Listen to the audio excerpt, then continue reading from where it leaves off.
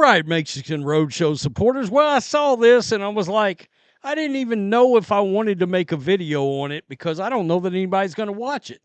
There's so much indifference to anything that Lucasfilm puts out that I was like, is anybody really even going to watch this?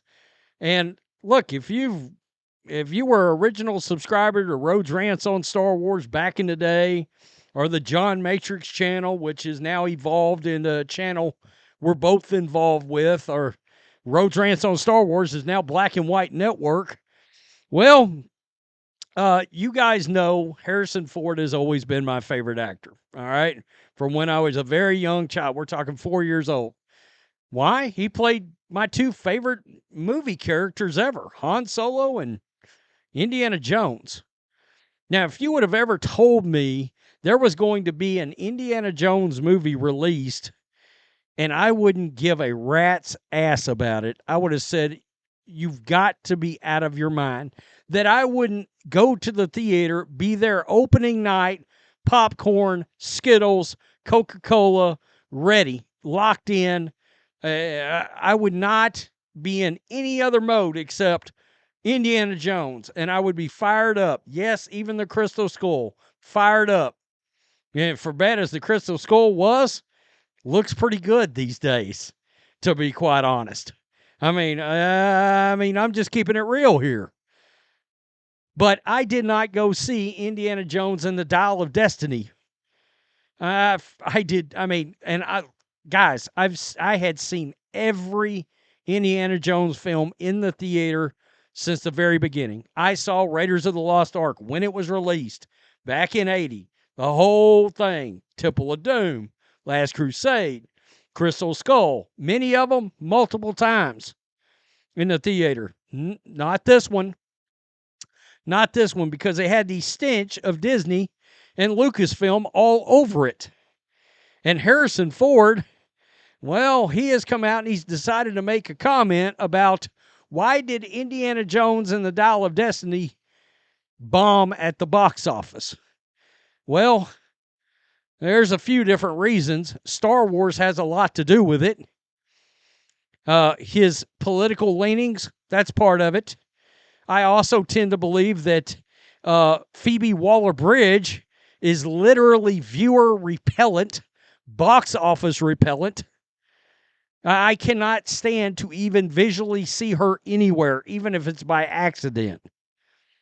The moment that they put her in the film, and I knew in true Kathleen Kennedy fashion, they were going to try to raise her up as some kind of a female replacement for Indiana Jones, and they would most likely try to put him in the old folks' home. I was like, I'm going to set this one out. And I did, and I still haven't seen it. The damn thing's on Disney Plus and all this. I could pull it up any night and watch it. No, I'm not gonna. I'm good. I have no interest in it. In seeing the skeleton husk of Harrison Ford up there being neutered on screen for, I believe, isn't she part of the LGBTQ LMNOP community? I'm just thinking, I don't know for sure.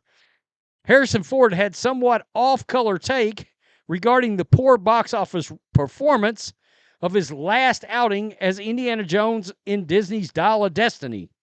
Speaking with the Wall Street Journal on his upcoming movie, another Disney bomb coming to the theater near you, Captain America Brave New World, Harrison Ford said that he was overall, quote, happy to have made the fifth Indiana Jones movie and chalking its poor box office numbers down to, quote, shit happens. That's funny, actually. Shit happens. I was really the one who felt there was another story to tell. When Indy had suffered consequences of the life that he had lived, I wanted one more chance to pick him up, dust off his hat, and stick him out there, bereft of his vigor, to see what happened. I'm still happy that I made that movie. I heard it's a wreck. I heard it was a disaster. Look, it was a pretty good ending to the Crystal Skull and the way the franchise ended. And many would say, you know what? The Last Crusade was a good ending, too. As noted by Men's Journal, the fifth installment of the Indiana Jones franchise, quote, had a budget that reportedly ranged between $295 and $387 million. Jesus.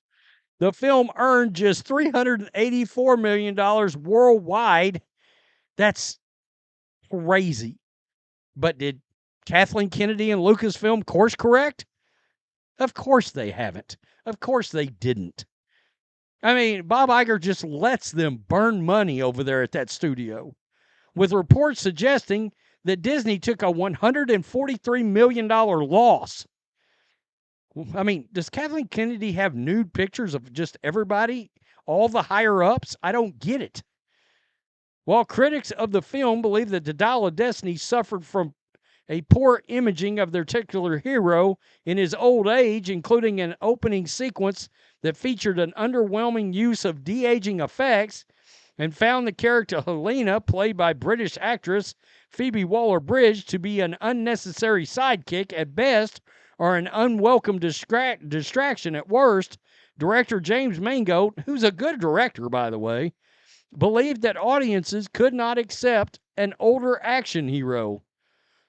I mean, this is part of the problem, all right? Is the head in the clouds, head in the sand, head up Joe Biden's butt. I don't know. Whatever you want to say, it's coming up with these kind of excuses. Look, if The Last Jedi hadn't happened and Lucasfilm didn't have the track record it had, and maybe if they hadn't ruined Han Solo in the Star Wars franchise, and maybe if they hadn't ruined Star Wars, period, and they'd have put together some real wins over there, and people felt it was a good story, and that their hero wasn't going to get sidetracked, people would have went and watched this movie regardless of Harrison Ford's age. Stop it. You have a wonderful, brilliant actor, Ford, who's in his 80s. By the way, 1923, really damn good. But his audience, on one other level, doesn't want their hero at that age, he told Deadline. We made the movie, but the question is, how would anything have made the audience happy other than to start over with a new guy?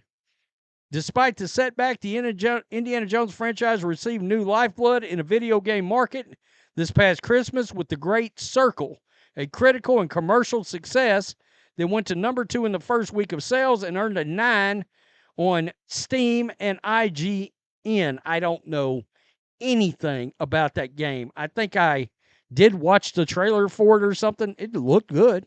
I mean, Lord knows I don't have time to game, but I mean, it looks pretty good, but I'm not going to check it out. Sorry, not sorry. I mean, if I had time to play games, it just wouldn't be that. Wow. It's because he was old. I guess maybe that probably would turn off some people. But again, if it was a great story and they showed respect to Harrison Ford's character, and if they felt like Harrison Ford actually showed himself some respect, I think the box office would have been just fine. But a lot of it had to do with the losses. In other words, the lack of quality from the previous Lucasfilm outings that came out. And it literally came out and nobody cared about this film. You're seeing it with Star Wars right now. Skeleton Crew, not that bad. Not that bad. Andor, I liked it. But there were so many losses, and then you turn around and add the Acolyte on top of it. Nobody is giving a rip about anything that comes out. I was in Walmart today, and I texted John while I was in there, and I was like, wow. All of their Star Wars shit was on clearance. And I said, John, you know what's crazy? The Star Wars shit that was on clearance was Mandalorian shit. We're not talking about Acolyte stuff. We're not talking about Last Jedi stuff. We're not talking about Admiral Holdo and Rose Tico and all that crap. The Mandalorian was supposed to be their big win. Nobody's even buying. I was looking. I was like, shit, there's some cool looking toys here. Well, I'm not buying them. I'm not supporting them. Sorry, not sorry. Tell me what you think. Harrison Ford, shit happens. That sounds about like something Harrison Ford would say. But it also makes you wonder, were you in this for the paycheck? You once loved this character dearly. Peace. I'm out. Till next time.